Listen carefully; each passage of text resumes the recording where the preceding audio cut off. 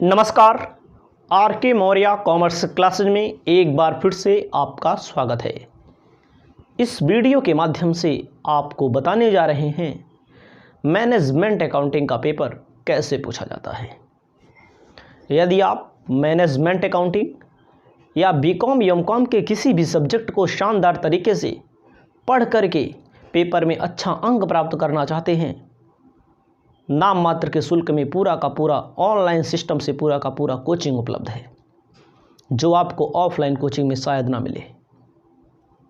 आपको हम यहाँ पर बताने जा रहे हैं जो पेपर, इस पेपर में आपको समझना है कैसे पेपर में क्वेश्चन पूछा जाता है। इसमें केवल क्वेश्चन पेपर के बारे में बात करेंगे, इसका आंसर यहाँ पर हमको नहीं बताना है। ध्यान दीजिएगा, मैनेजमेंट अकाउंटिंग का जो पेपर होता है कैसे पूछा जाता है। कहा गया है सभी प्रश्नों के उत्तर निर्देशानुसार दीजिए। खंड आ, ध्यान दीजिएगा, 50 शब्दों में लिखना है। कितने शब्दों में? 50 शब्दों में लिखना है। पहला प्रश्न है, प्रबंधकीय लेखांकन से आप क्या समझते हैं, यानी कि परिभाषा दीजिए।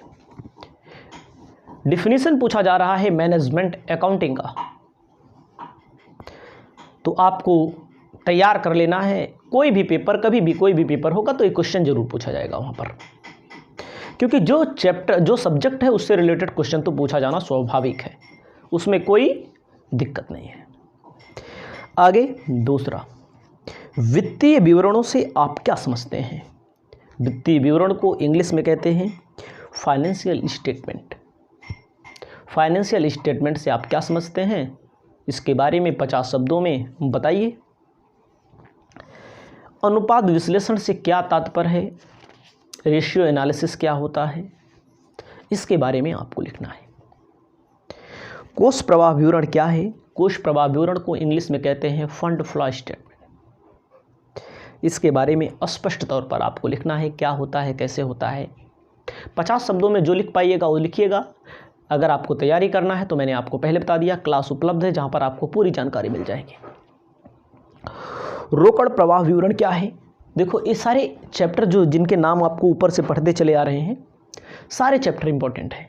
जो स्टूडेंट सोचते हैं इंपॉर्टेंट क्वेश्चन कौन सा है, सब इंपॉर्टेंट। कैश फ्लो स्टेटमेंट क्या होता है, कैश फ्लो स्टेटमेंट, रोकड़ प्रवाह विवरण के बारे में आपको लिखना है। सम विच्छेद बिंदु क्या है, ब्रेक इवन पॉइंट नाम से जाना जाता है सम विच्छेद बिंदु, इसके बारे में आपको लिखना है। सब इंपॉर्टेंट चैप्टर हैं, ये जान लीजिएगा। शून्य आधारित बजट, शून्य जीरो बेस्ड बजट क्या होता है, इसको भी समझना पड़ेगा। ये सारे इंपॉर्टेंट क्वेश्चन हैं। उत्तरदायित्व लेखांकन क्या है, उत्तरदायित्व लेखांकन क्या होता है ना, जो उत्तरदायित्व होता है। प्रमाप लेखांकन, स्टैंडर्ड कॉस्टिंग जिसे कहते हैं। सीमांत लेखांकन, मार्जिनल कॉस्टिंग जिसे कहते हैं। ये सारे जो चैप्टर, जो क्वेश्चन है, सभी वेरी वेरी इंपॉर्टेंट है। तो ऐसे ही क्वेश्चन पेपर में पूछे जाते हैं शॉर्ट टाइप के। आपको ध्यान देना है अब लॉन्ग टाइप। लॉन्ग टाइप में आपको ध्यान देना है बा, खंड बा। केवल 2 ही प्रश्नों को करना है, चाहे 2 करना हो चाहे 200 करना हो, इससे नहीं मतलब। आप क्वेश्चन को पहले देखिए बस। निर्णय के प्रबंधकीय लेखांकन की भूमिका बताइए। निर्णयों में प्रबंधकीय, जब कोई निर्णय लिया जाता है तो मैनेजमेंट अकाउंटिंग डिसीजन लिया जाता है, मैनेजमेंट अकाउंटिंग की क्या भूमिका होती है। अगला है वित्तीय लेखांकन अथवा प्रबंधकीय लेखांकन में अंतर स्पष्ट कीजिए। बहुत पूछा जाता है, अथाह सागर में पूछा जाता है क्वेश्चन। अगला तीसरा है वित्तीय विवरणों के विभिन्न प्रकार बताइए आप। निम्न पर संक्षिप्त टिप्पणी लिखिए। चालू अनुपात क्या है, तरल अनुपात क्या है। चालू मतलब करंट, तरल मतलब लिक्विड। वित्तीय विवरण को फाइनेंशियल स्टेटमेंट इंग्लिश में कहते हैं। अगला देखो, चौथा नंबर क्वेश्चन कह दिया, एक्स लिमिटेड का चालू अनुपात 4.5:1 है, मतलब करंट रेशियो दिया गया है। लिक्विड रेशियो दिया गया है। स्टॉक मतलब स्कंध दिया गया है। लायबिलिटी आपको मालूम करनी है। सवाल सॉल्व करने से आपका पेपर में कुछ अंक बढ़ने के चांसेस होते हैं, क्योंकि जब आप क्वेश्चन कोई टॉपिक लिख देंगे न्यूमेरिकल से रिलेटेड, तो टीचर का जो मनोबल होता है नंबर देने में आगे बढ़ता है। जैसे तीसरा क्वेश्चन भी, ये भी देखो न्यूमेरिकल से ही रिलेटेड है। जो स्टूडेंट न्यूमेरिकल थोड़ा बहुत पढ़े होंगे वही लिख पाएंगे ठीक से। तो इसीलिए हम कहते हैं न्यूमेरिकल भी करना ज़रूरी है, क्योंकि न्यूमेरिकल करोगे तो एक पेज में हो जाएगा, या आधे पेज का काम है। चालू दायित्व करंट लायबिलिटी की गणना करनी है। मान लीजिए वो वाला नहीं कर पा रहे हो तो कह रहा है कोष प्रवाह के अंतर्गत कार्यशील पूंजी में परिवर्तन का विवरण का प्रारूप दीजिए। देखो फंसाने का काम है यहाँ पर, ज़बरदस्ती आपसे न्यूमेरिकल करवाने के लिए मजबूर किया जा रहा है। भले थ्योरी दिख रही है, आपको नमूना बताना है। जो फंड फ्लो स्टेटमेंट पढ़ेंगे, change in working capital English में पढ़ाया गया है, वो आपको लिखना पड़ेगा, प्रारूप बनाना पड़ेगा। अगला है बजट के विभिन्न प्रकार कौन कौन से हैं, वर्णन कीजिए। बजट कितने प्रकार का होता है, इसको आपको वर्णन करना पड़ेगा, इसके बारे में आपको बताना पड़ेगा।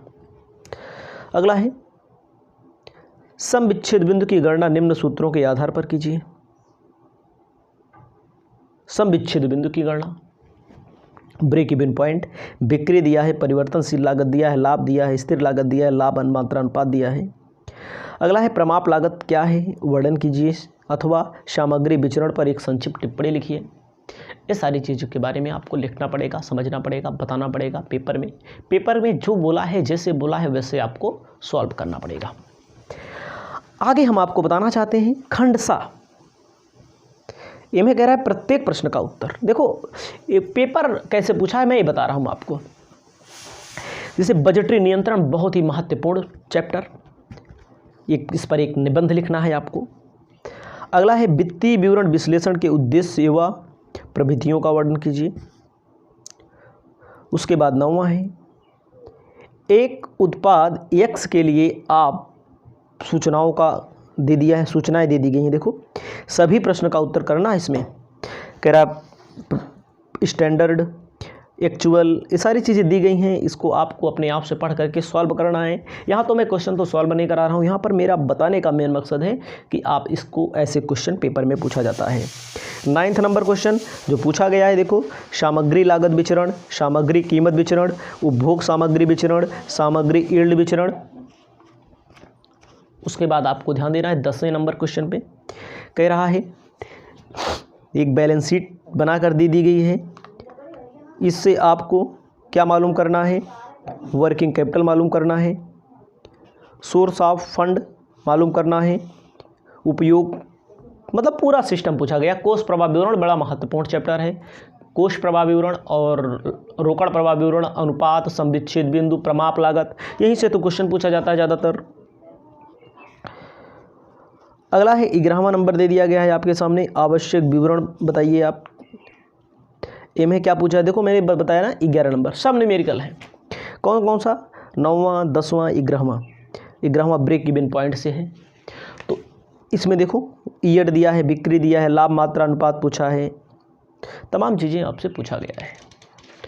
तो यदि आप वास्तव में तैयारी करना चाहते हैं, बीकॉम, एमकॉम, किसी भी क्लास में हैं आप शानदार तरीके से, तो आपके लिए हम बहुत अच्छी व्यवस्था लाए हैं। जो स्टूडेंट इस व्यवस्था का पालन करता है उसको 100% फ़ायदा होता है। यदि आप भी चाहते हैं पढ़ना तो हमसे जुड़िए। इस वीडियो को यहीं पर समाप्त करते हैं। नमस्कार।